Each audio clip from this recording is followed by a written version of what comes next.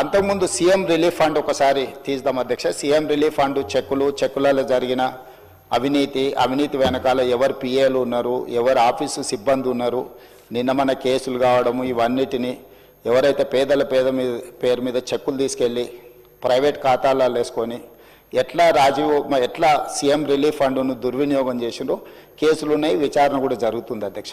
కానీ మన ప్రభుత్వం వచ్చిన తర్వాత సీఎం రిలీఫ్ ఫండ్ కానీ రాజీవ్ ఆరోగ్యశ్రీ కానీ ఎమ్మెల్యేలకు ఆన్లైన్లో వెబ్సైట్ ఇచ్చేసి డైరెక్ట్గా ట్రాన్స్పరెంట్గా ఎవరైనా అప్లై చేసుకునే వెసులుబాటు కల్పించి క్లియర్గా ఇస్తున్నాము. మేము ఈరోజు సీఎం రిలీఫ్ ఫండ్ ఈ 27 నెలలలో 2046 కోట్ల రూపాయలు సీఎం రిలీఫ్ ఫండ్ ఇచ్చినాం అధ్యక్ష.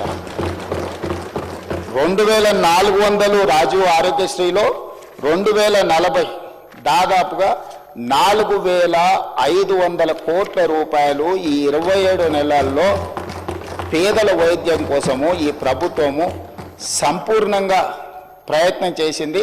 ఇది సరిపోతుందంటే ఇది సరిపోదు అధ్యక్ష.